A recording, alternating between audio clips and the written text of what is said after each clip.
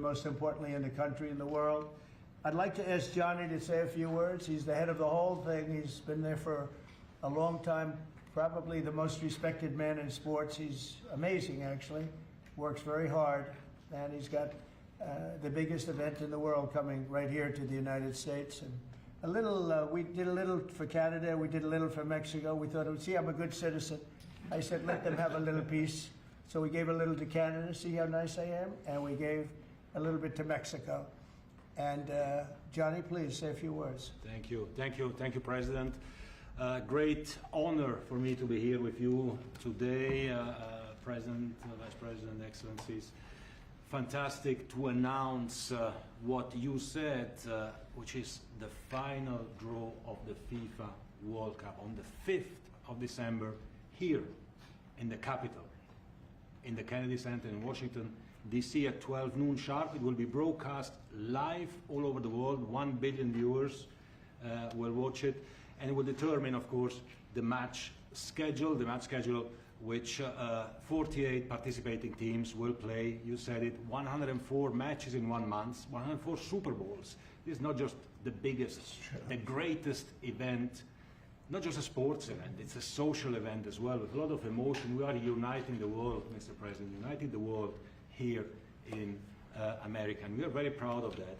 And those teams, those national teams who will come here to participate in this draw with their coaches, with their presidents, they will all be proud to be part of writing this history. And that's why we brought as well this, which is the winner's trophy. It is the trophy that the winner of the FIFA World Cup wins. Only the FIFA president, presidents of countries, and then those who win can touch it, because it's for winners only. And since you are a winner, of course, you can as well touch it. It's pretty heavy. Yeah. It's the winner trophy. The last one who lifted that is Lionel Messi of Argentina. And here it is in the Oval Office in the White House. Can I keep it? For you. Well, you can keep it until the World Cup. We're not giving it back. That's serious. It fits well. That goes very well on the wall right over there. We'll put it right below the angels. It fits well here, I think. That's beautiful, yeah. You can keep it until we have to give it to the next winner. That's fine. That's a beautiful piece of gold, I will say. That's beautiful. Yeah. So 6 billion viewers for the World Cup, 6 million coming to the matches, 30 billion economic impact, 185,000 jobs. This will be absolutely fantastic. The biggest event ever, and everything will start here in Washington, D.C. at the Kennedy Center, or the Trump Kennedy Center. We'll see that, how it will be called, on the 5th of September at noon sharp. 5th of December, noon sharp. Then, if I may... Will they be doing most of the draws, all of the draws at the Kennedy? Well, how are you going to do that? Yes, we'll do that at the Kennedy Center. We'll do all the other meetings around it with the coaches, with the broadcasters, with the sponsors, everything at the Kennedy Center. The whole World Cup starts, and everyone will be happy because everyone has qualified for the World Cup, and they didn't yet play a game, so they didn't lose yet the game. So they all think they can become world champion, right? They'll all be happy. Exactly. Now, by the way, an example, supposing we had a week ago when everybody was being killed and mugged and everything else, despite the phony numbers that were given out, that it was getting better. Brian, do you believe it was getting better or getting worse? Oh, the crime was getting worse. I mean, I was robbed. It was getting way worse. Yeah. How did the other guy come out? Well, he came out with a briefcase, unfortunately. Robert 1, Brian 0. No, but can you imagine you do this and then you start hearing that they had a 20-year reduction of crime. It was worse during the Biden administration than anybody's ever imagined possible. And I guarantee you he wouldn't be here if those numbers continued. But now we have total safety, we have total security. And for the border, in 3 months, 0 people. These are done by liberal people that do these charts. 0 people came through our border in the last 90 days. Can you believe it? 0. Last year we had millions of people coming in. And they came in from the wrong locations. They came in, a lot of people that shouldn't be here. So now when we have this event in December, it's going to be very safe. Johnny, you can walk down the street with your beautiful wife. Yeah. You can take her to dinner if you can get a reservation, which I doubt. They are all full, the restaurants. I know. They're all full. I heard that too. The restaurants aren't. The restaurants, since we are doing this, are doing great. And many new restaurants are going to open because, as you know, many closed. Many restaurants closed because the crime was so bad. This will be one of the safest places anywhere on earth. So, you know, I really am honored that the National Guard has done such an incredible job working with the police. And we haven't had to bring in the regular military, which we're willing to do. We have to.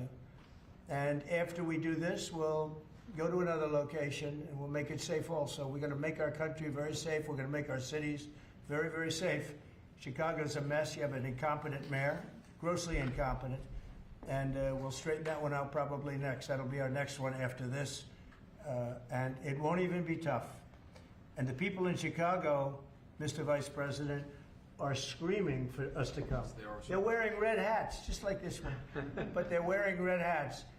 African-American ladies, beautiful ladies, are saying, please, President Trump, come to Chicago. Please.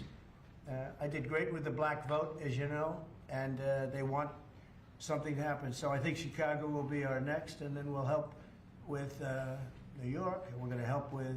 And I think really, a lot of these people that you see on television, they are, including the people in this audience, they'll say bad things about me, and then they'll say, thank God he's here, because half of them got mugged, and they don't want to get mugged again. But they're, you know, they work for stupid people that are radical left, and they're made to do things and say things that they don't want to be saying.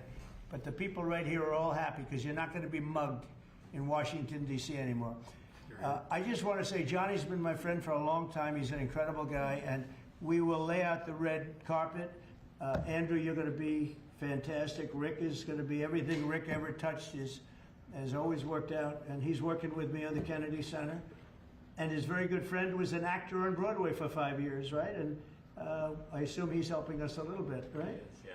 And Andrew, you're all excited about it? Absolutely. Would you like to say something? This is a great opportunity, Mr. President, to show off the first 250 years of the United States of America, the greatness, and then the hope and promise of the next 250 years. When you think this World Cup is going to be over our 250th birthday, Mr. President, your leadership, obviously, with FIFA leading the way, this is the largest sporting event in the history of the world under the Trump administration. So very excited. I just want to say one thing. Andrew Giuliani, so his father is Rudy, the greatest mayor in the history of New York, I think by far.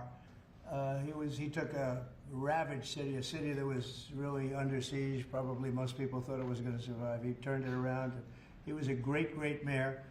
And then they treated him very, very unfairly. You go back and tell your father all of the things that have come out over the last couple of months through Tulsi and through all of the people, Cash, everybody. They've proven your father 100% correct. His father was treated so unfairly. Your father has been 100% correct. And tell him we all love him, okay? Thank you, Mr. President. He's been amazing. What he had to go through was very, very unfair, nasty. These are bad people. Mr. Vice President, would you like to say something? Well, sure, Mr. President. Thank you, and thanks to Johnny for being here. We're very thrilled about the World Cup. Just to echo something the President said about crime in Washington, D.C., this is the national capital of the greatest nation in the world, and we had murder rates just a few weeks ago that rivaled some of the worst third world cities anywhere, even in very, very poor regions of the world.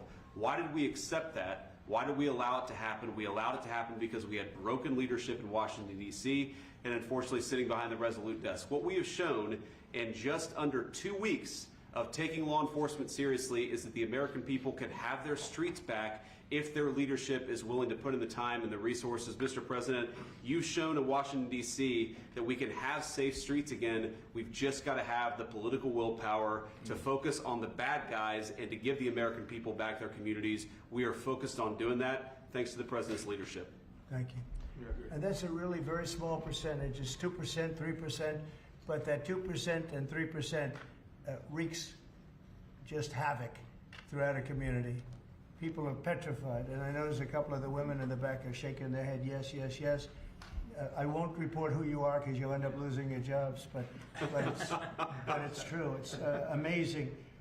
And the police, and you look at the DC National Guard, I saw pictures of them last night getting off vans and all, and I saw some bad ones running, but they're not running so much anymore. They're not there. They're just not even, they're not even trying. You're totally safe. Now there'll be something happening sometime. I don't know. Maybe it won't be for a long time, but this was every night would get reports of people being mugged and killed.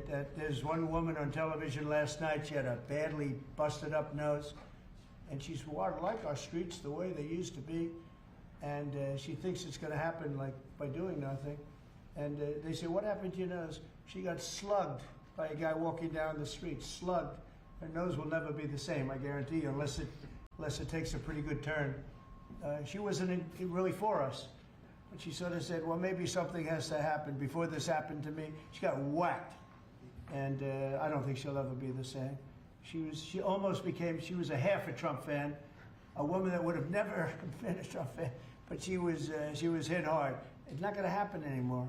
Not going to happen anymore. But then we're going to beautify the city too. That's where I was today at Kennedy Center. And we're going to beautify the city like it hasn't. And we're working with Clark Construction, the biggest construction company in Chicago, and New York, and Washington.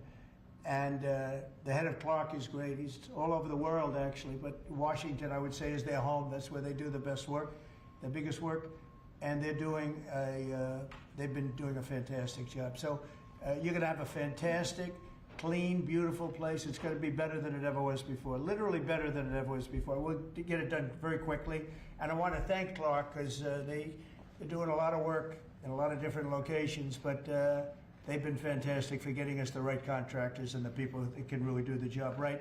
And Johnny, did you want to say something? Yes, I have one more thing, because as you rightly say, you know, with security and beautifying cities and the whole country, we want people to come and enjoy and have fun. And that's why this is not just the most iconic trophy in the world of sport, but we start on the 10th of September the sale of tickets for the FIFA World Cup. And we have the first ticket here for the final. Good. Wow. For you. Oh, good. That's cool. Wow. It's, of course, row 1, seat 1. It's ticket number 4547. And it's for the final in New York, New Jersey. And so you have your ticket already for the final. All the others, 10th of September, start getting your tickets. That's beautiful, yeah. 6.5, 7 million tickets. Fans will enjoy You the do records. security here. Will be fantastic. You're going to do record business, I think. 100%. Christy, would you like to say something? Yeah, Mr. President, millions of people will come to this country, and we'll make sure they get their travel documents, their visas, that they want to come here and spend their money and enjoy the sporting event. It'll be the largest event in the world. And sir, you're reminding me of something that my dad used to say all the time when I was growing up. He would say, Christy, you kids need to look like you respect yourself before anybody's going to respect you. And in this country, when people look at our streets, when they look at our capital, you're bringing respect back to this city. And people will respect our country more because it's safe, it's clean, it's beautiful. And what you're doing is transforming this nation by making sure that our laws are upheld. And millions of people are going to come and be able to enjoy it next year, and I'm excited about that. Thank you for doing that. Well, our country is respected again. And a year ago, we had a dead country. I'm telling you, it was a dead country. It was a country that had lost its way. It was a country that was going to fail. Look, even today, where they say $4 trillion in reductions of deficits, and this was totally unexpected. They didn't expect it. I mean, I don't know where they've been, the people that do this stuff, but it's terrible. I want to thank Christy for another reason. I said to her 2 weeks ago, I said, Christy, do me a favor. I built hundreds of miles of wall. I built the same wall that the Border Patrol asked me to build. It wasn't my first choice. I wanted to do concrete plank and everything nice, but you wouldn't have been able to see through it. So I had Border Patrol in, and they tested everything else. And we gave them steel wall, high-grade steel, very hard to cut. Then we gave inside that is 9,000-pound concrete, which is a very tough concrete. Inside that is rebar, a big, fat piece of rebar. So you have all different materials that are very hard to cut, and you need different instruments to cut each one. And I said, Christy, we got to get a coat of paint on it. And I didn't know she was listening. but I said, we got to get a coat of paint, and it should be black, because black makes the steel very hot. It's untouchable. You could fry an egg on it. And if you got a good black, flat paint, it would look beautiful. It will preserve it from rust. And that was it. And I gave it to her along with 30 other things, and she's done such a good job on the border with Tom Holman and the group. Tom Holman's a fantastic guy, what the job he does, and the way they work together. So I turned on last night, and I see Christie's painting the wall. And it looked beautiful, by the way, when that paint went over there. And it's hot. It's hot. Yes, it is. It's hot. If it's white, it's not hot. If it's black, it's going to be very hard to climb that sucker. Not going to be easy. But it's black and a high quality black. You know, It is. it really looked good. Yeah, we got Is the that going to paint be a you told us two-coat to. job or a one No, coat? just one coat. One coat. We Good. used the paint you told me to buy. Yep. The Yep. two-coat will take place in 3 years from now. Right? We'll do the second coat. But it looks beautiful. But thank you very much. I didn't know you were listening to that, Absolutely. because we talked about 7 different subjects, and all of a sudden I see you're out there painting with a lot of painters and everything else. But it was a beautiful thing to say. Yep. Would you like to say something? You've been such a big part of this. Please. We're just, Mr. President, we're delighted to be here today for this announcement, but we're also looking forward to having you at the final. Oh, yes. On July Oh, yes. 19th No, we'll be in New there. York, New Jersey. We're going to be there. A lot of people are going Thank to be you. there. A lot of people. I'd like to thank you all. Do you have any questions on FIFA, first of all? It's going to be a big event at the Kennedy Center. Do you intend to take part in it? Will you have a part to play on December 5th? I may play. I mean, I see the money that these soccer players, you know, we call it soccer, but I see the money that these soccer players are making. I may try and play. I'm a very good athlete. My son is a very good athlete, and he's a good soccer player. He's on the tall side for soccer. He's 6'9". That's pretty tall, but That's pretty it's cool. on the tall side. That's good. It's on the tall side, but he's good. But no, I may put on shorts. I look extremely good in shorts and enjoying the play. You know, no, it's going to be a lot of fun. It's going to be great. Many foreigners who want to come to attend the event are concerned about the visa situation. Can you reassure them? Yeah, they're going to have a very easy time getting in. Certain countries are going to be very, very easy, and other countries are going to be obviously a little bit more difficult. Would you like to explain that, Christy? Yeah, absolutely. We have a process set up that we'll be implementing on getting visas approved. Everybody will be thoroughly vetted, but they'll be welcome to this country. It'll happen quickly, and we're excited for them to come. So I would hope that around the world people know that the United States is excited to bring their family here to enjoy this event. America welcomes the world. Yes. And I can really, from the collaboration that we have, testify for that. Absolutely. Thank you. And I was just sent a picture from somebody that wants to be there very badly. He's been very respectful of me and of our country, but not so respectful of others. But I'm going to sign this for him, but I was sent one, and I thought you'd all like to see it. That's a man named Vladimir Putin, who I believe will be coming, depending on what happens.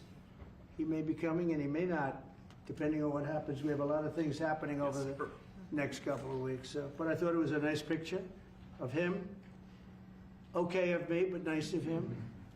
So that was very nice that it was sent to me. Okay? Mr. President. On Yes. that subject, have you talked to Vladimir Putin about the fact that yesterday a big U.S. factory was hit in a Russian airstrike in Ukraine? What's your reaction to I that? told him I'm not happy about it. And I'm not happy about anything having to do with that war. I settled 7 wars, and actually, if you think about pre-wars, add 3 more, so it would be 10. I thought this would be in the middle of the pack in terms of difficulty. No, I'm not happy about anything about that war. Nothing. Not happy at all. We'll see what happens. I think over the next 2 weeks, we're going to find out which way it's going to go. And I better be very happy. Mr. President, I had a very good call with Prime Minister Carney of Canada yesterday morning. Yes. Canada is taking away some retaliatory tariffs. He's So- removing his tariffs, yeah. Exactly. He's removing his retaliatory tariffs, which I thought was nice. And we're going to have another call soon. Yeah, we had a very good call. You're getting closer towards an Well, I agreement like on him. trade? I like him. You know, look, I'm fighting for the United States. Canada and Mexico have taken a lot of our business over the years, over 25, 30 years, especially during the Biden years. They took a lot of our business, and it's basically all coming back into the United States now. Well, hot as a pistol, and it's coming back in. Because of tariffs and the incentives we give, it's coming back. And it's impossible, I think, for another country to stop it. And we are working on something. We want to be very good to Canada. I like Carney a lot. I think he's a good person. And we had a very good talk yesterday. So I think it'll be good. Mr. President, I have a question about the search of Ambassador Bolton's home. The Vice President recently just did an interview saying that it's about classified documents, but that there's also broad concern about him. What are the concerns? Well, that I you haven't have? spoken to Pam in the group yet, but I will be. I saw that just like everybody else. I try and stay out of that stuff. I'm allowed to be, and I'm chief law enforcement officer, believe it or not. You know, I don't like to go around saying that, but I am. That's the position. But I purposely don't want to really get involved in it. I'm not a fan of John Bolton. I thought he was a sleazebag, actually. And he suffers major Trump derangement syndrome, but so do a lot of people, and they're not being affected by anything we do. I don't know anything about it. I just saw that. I'll find out about it. But if you believe the news, which I do, I guess his house was raided today. But my house was raided also, called Mar-a-Lago. They went through everything they could, including my young son's room and my wife's area. They went through her drawers, as the expression goes. They went through everything you can imagine. And when she came back, she said, she's very neat, you know, she's meticulous. And she looked and she said, whoa, this wasn't the way that she had it. So, you know, so I know the feeling. It's not a good feeling. Thank you. Mr. President, on Ukraine, how long will you give Putin? A couple of weeks. We're going to figure it out. We'll find it. Do you think you'll have to intervene at some point? Look, it takes two to tango. You understand that. I wanted to have a meeting with those two. I could have been at the meeting, but a lot of people think that nothing's going to come out of that meeting. You have to be there. Maybe that's true. Maybe it's not. But we're going to see. In the meantime, people continue to die.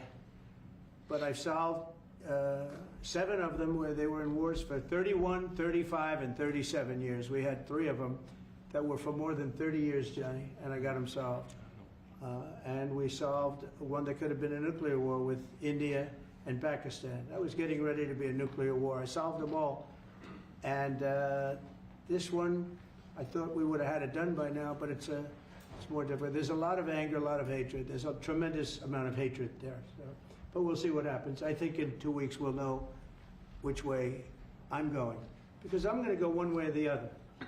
And they'll learn which way I'm going. Mr. President, if I got 2 questions for you, one on FIFA, the other one on DC. Let's talk. Can you talk about the economic impact that FIFA will have in these cities, and what's your message to the mayors to get their cities prepared, not only the beautification process, but also the safety aspect? Well, Los Angeles is an example. You know, it's poorly run. We have a mayor there that can't even get permits to the people that lost their houses.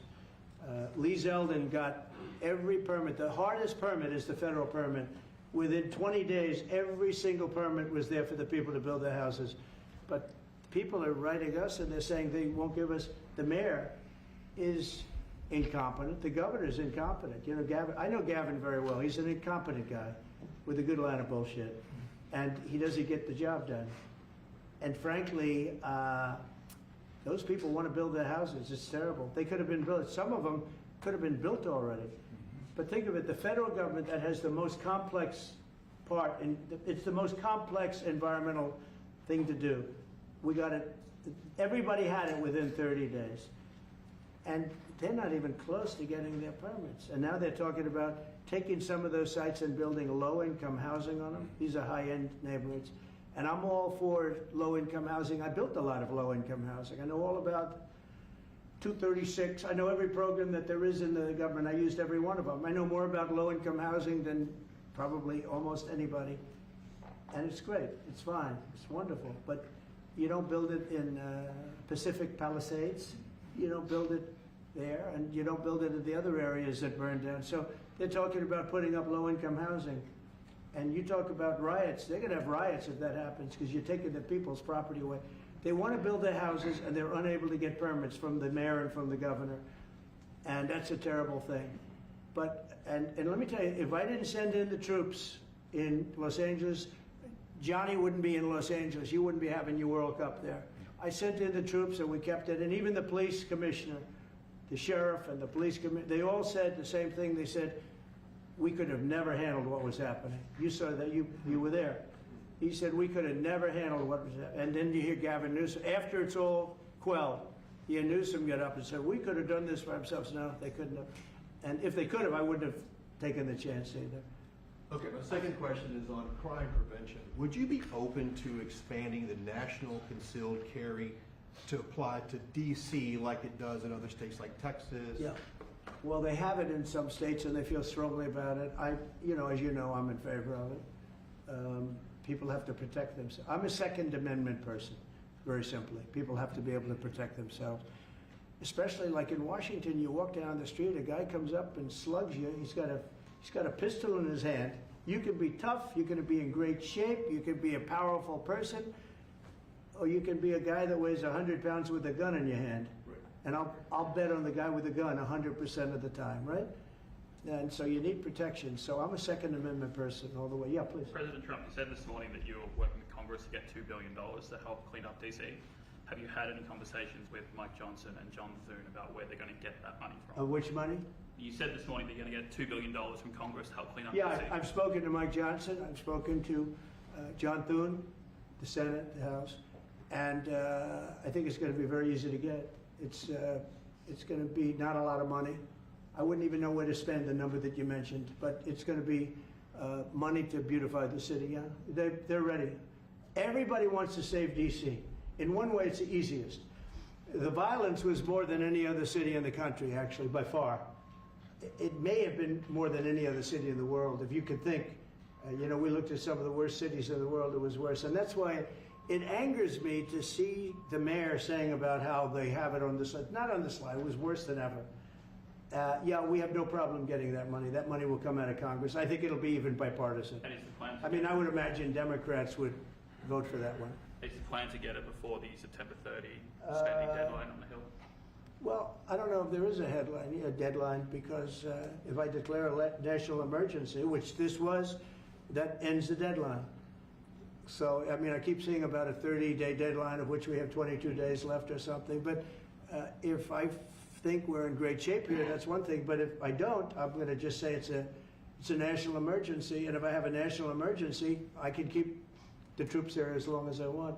If people are not going to want to have the troops in 30 days, it's one thing to get them out. It's another thing to keep them out for a long period of time. You've got to train people. You can't do this. You can't bop people over the head. And a lot of those people are in courts right now, going to court. They're going to go to jail for a long time. So that's going to take more than 30 days. But if I have to, I'll declare a national emergency, which I don't think I'll have to do. Yeah. Mr. President, Can I ask you about the Russia? You said in 2 weeks you'll know whether you go Yeah, one I think I'll or know. the I other. think I'll know the attitude of Russia and, frankly, of Ukraine. It takes two. What are the 2 ways you can go at the end of 2 weeks then? Well, then I'm going to make a decision as to what we do, Or and it's going to be a very important decision. And that's whether or not it's massive sanctions or massive tariffs or both, or do we do nothing and say it's your fight? Look, I would have never been in this war if I were president. You wouldn't have had this war. It was never going to happen. This was caused by stupid people that fought. And people say, well, how do we know? Because for 4 years, it was never even a subject. And Vladimir knew, and you see his picture right here. It was nice that he sent, but Vladimir knew very strongly we wouldn't have stood for it. It wouldn't have happened.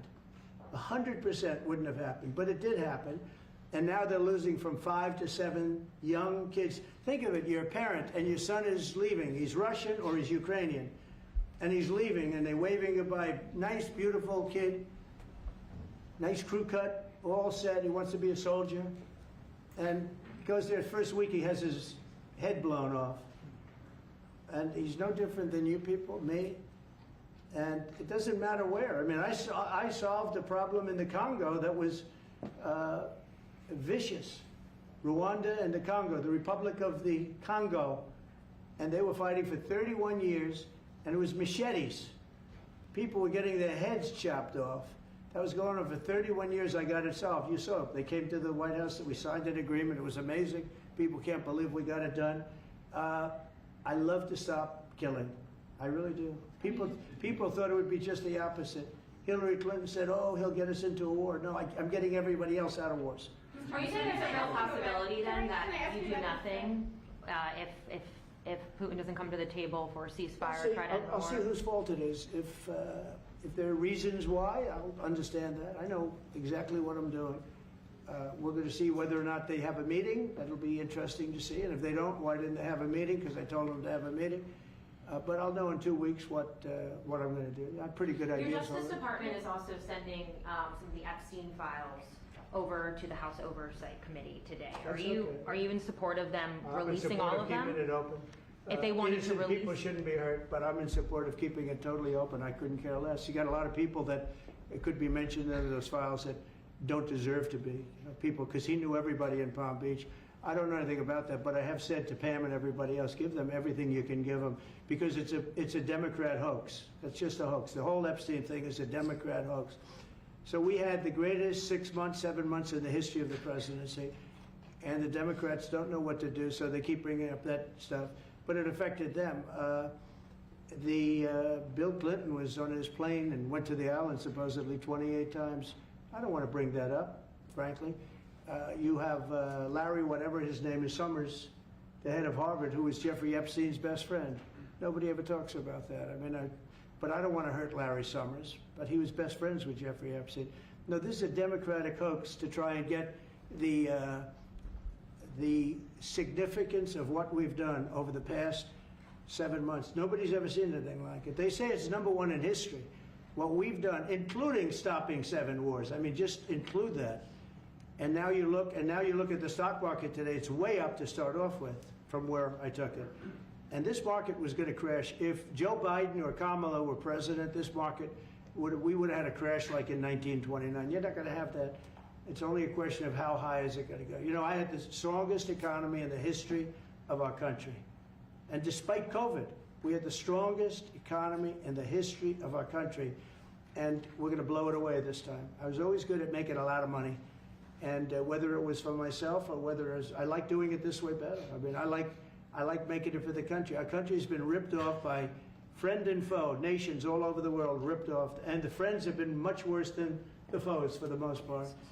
And they're not ripping us off. We just signed a deal with the European Union. They're paying us essentially $950 billion, like a signing fee. They're going to buy $750 billion worth of energy. They weren't buying much of our energy there. And they're very smart in doing it. And as you know, Ursula was here a couple of days ago having to do with the people, the leaders that we had a great, people said they've never seen anything like it. Well, we had the leaders of Europe right here in the Oval Office. And she's so happy that she has an agreement. But people aren't ripping us anymore. We're run by, this country is run by smart people now.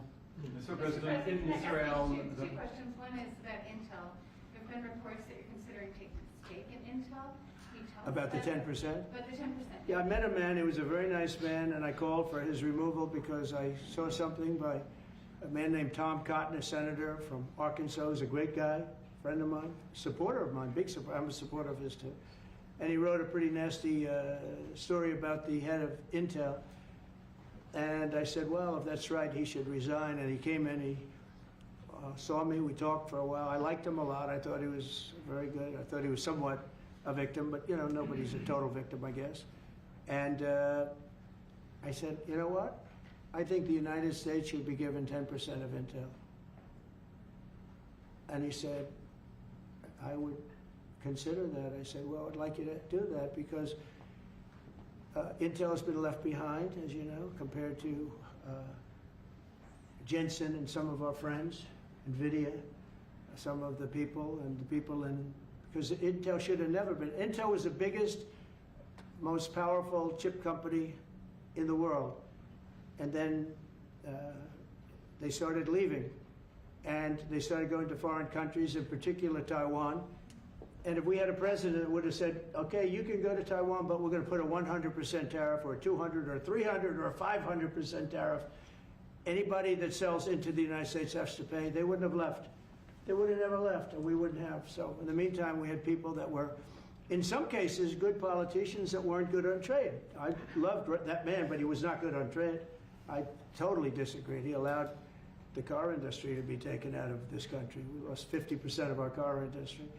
But that's all coming back. It's all coming back. But if somebody would have said that with Intel, would be a giant right now. Now with that, they've had some bad management over the years, and they got lost. And I said, I think you should pay us 10% of your company. And they said, yes. That's about $10 billion. I don't get it. This comes to the United States of America. And I said, I think it would be good having the United States as your partner. He agreed. And they've agreed to do it. And I think it's a great deal for them. And I think it's a great deal. He walked in wanting to keep his job, and he ended up giving us $10 billion for the United States. So we picked up $10 billion. And we do a lot of deals like that. I'll do more of them. If somebody has, like we have restrictive covenants with Jensen. We have, it's NVIDIA. And to unrestrict the covenant, nothing to do with losing our powers or military or anything, because that I wouldn't do. But there are things you can do that don't affect us, that actually help us. And if we're going to give somebody a free out, a restricted covenant, we have a strong restrictive covenant on certain industries. And I will absolutely give somebody a opening on a restrict to do a lot of business, which is good for us, as long as it doesn't hurt us in a security or military way. And if I do that, I think the country should be paid, because anybody else, I have it in real estate where I'll have a deal with somebody and I'll have them restrictive covenant. Then they'll come back and they'll say, I'd love to be able to build over here, but I'm not allowed to because you have me covered, you have me restricted. I say, I'll let you build over there, but pay me a lot of money. No different. But the country never did it because the country was run by foolish people. On DC Drive, you said Chicago might be next. Are you making, have there been concrete steps that the administration is taking to do that? Or what are other cities as well? I haven't spoken to the mayor. He's grossly incompetent. I haven't spoken to the mayor. No. When we're ready, we'll go in and we'll straighten out Chicago, just like we did DC. Chicago is very dangerous, great place. I built great stuff there. I have the most beautiful building in Chicago, I think. But I hate to see what's happened to Chicago. Chicago was our greatest city, actually. Bob Tisch, a great friend of mine, passed away. He used to own the Giants and very successful Lowe's. He said Chicago, I think they had their main office in Chicago. He said Chicago and San Francisco are the two greatest cities in the world. Now you look at what the Democrats have done to San Francisco. They've destroyed it. I own a big chunk of the Bank of America building in San Francisco. And, you know, it's just different. We can clean that up too. We'll clean that one up too. Now, if everything works out, and we've already had calls from other cities, quiet calls from Democrats, we'd love you to come here, because they've lost control of their cities. I'm not going to say because I don't want them to lose their elections. But we've had calls from Democrats and calls from people generally. We'd love you to come here, because we'll straighten out the problem. Mr. President, in Israel, the families of hostages in Israel, families of hostages are opposed to the reoccupying of Gaza. Why is the U.S. still Well, not supporting all of them. And you have to understand, I'm the one that got all of the hostages out. You got a lot of people out. If it wasn't for me, they wouldn't be out. I worked with Bibi and I worked with Steve Witkoff. But if it wasn't for me, you would have all these hostages would most likely be dead right now, every one of them. So they all come up here. They come in groups of 10, 12, 13, and many of them, and I've gotten to know a lot of them. They're great people. What they had to go through is incredible. But so now they have 20, but the 20 is actually probably not 20 because a couple maybe aren't around any longer. It's a terrible thing. No, I don't like anymore. I said, you know, when you get down to 20, they're not going to make deals anymore. And they didn't. And then I put out a statement, as you know, that was a tough statement, go in and get them. And they said, we'll give you 10, we'll give you 10. I don't know what Israel's doing, but they were willing now immediately to give us another 10. The situation has to end. It's extortion and it has to end. And we'll see what happens. I actually think they're safer in many ways if you went in and you really went in fast and you did it. And people can't forget October 7th, remember that. I'm friendly with all groups. I won the Arab vote in Michigan. I did so great with the Arab vote, remember? I started off at 0, I ended up winning. I wouldn't say the candidate was the greatest, but I would have won against anybody. They're great people. But we have to do things properly. And you know, I'm very proud to say I got the hostages out. You have hundreds of people that are living now because of me. And now we have that final little group of people. And Hamas knows that if they give them, that's probably the end of their lives. so it's not easy to get. And I know if you're a parent, you just don't care. You want, I want my baby back. They want their babies back. They want their kids back, and I understand it. But I got them out and did a good job, and we're doing everything we can to get the hostages out. Thank you all very much. Yes. So Jackson Hole, Jay Powell today said he suggested that they might cut interest rates, but they have to proceed. Well, we call him too late for a reason. He should have cut him a year ago. He's too late. You know, we have a stock market that's up 1,000 points today. I better be careful because I go out there and I'll see it's down 1,000, right? But it's up 1,000 points when I came in here. We have a country that the market's the hottest it's ever been. The country's better than it's ever been. We have a military that I rebuilt largely in my first term. We had a great, successful first term, but this is going to be even better. But we rebuilt it. We gave a lot of it away to Afghanistan, but relatively small compared to the overall. But I think it was the most embarrassing day and period in the history of our country that they allowed those 13 wonderful people, but it's really hundreds of people were killed. And they don't talk about the 48 that were so severely wounded with no legs, no arms, nobody ever mentions them except me. But that was the worst day, the most, it just showed how incompetent. Frankly, if that didn't happen, I really believe that you might not have had the problem with Russia. I think Putin was sitting there watching these stupid people running our country and said, this is a time to invade. It's, this is a time. And then Biden made the statement, well, he can do a small incursion. When he said that, it was off to the races, right? When he said he can do a small incursion, remember that? I was surprised he knew the word incursion. I didn't think he had that good of a vocabulary. I want to thank everybody. It's very important to me and to everybody up here, the World Cup. And Johnny has been so incredible. I mean, he's really a great leader. I mean, to think, I said, Johnny, do it by phone. You don't have to come. No, he said, I'll come. And he flew all night long to be here and listen to this about how great we're doing in D.C. But he's a fantastic leader, and this will be your most successful World Cup ever. Thank you, John. Thank you so much. America win. Yeah, can we win it, Mr. President? I don't know. That's I watch some of those teams go right. They go down that field. I don't know. But let me ask you: what chance does America have of winning? Well, the home team always has a good chance to win. It depends he's how a it good starts. No, but has some good players. Yeah, of course. Of course, you have a chance. Will Bears be going to any of the games, Mr. President? I'd love to have him. He'd love to. He's very tall. Maybe we could make him a goalie. The goalies are very tall now, right? Yeah, goalies are very tall. The goalies, well, he'd be a perfect goalie. 100%. At his height, he'll be a great goalie. Exactly. So we'll put him on the American team. No, but do the Americans have a chance of like getting into the quarterfinals? Yes, right? definitely. No, the quarterfinal definitely. But then, as the tournament goes on with the public 250 years of United States, let's don't forget, they will all feel energized about that. You know, it's amazing. The talent is really great when you watch these things. I went to the game 2 weeks ago, and it was a big upset. But you look at these people, the way they pass it, it's amazing, really amazing. It's a great art, right? Yes, it's great talent. It is incredible. You know the expression. Is What? Will you draw the names? The matches? I don't know. He's the boss. That's an interesting proposal. He's the boss. We'll discuss that. It's going to be great. And I think the American team is going to do well. I mean, I hear it's a very good team. Good luck, everybody. Thank you very much. Thank you. Thank you so much. Thank you guys. Thank you. You keep a lot of those. Thank you guys. Thank you. No, I just got one. Thank you. This was sent to me. We're done. Thank you. I thought it was a nice photo. Thank you very much, everybody. You guys keep moving. Thank you. Thank you guys keep moving. Thank you, everybody. Keep moving. Thank you. Keep moving. Keep moving. Thank you, guys.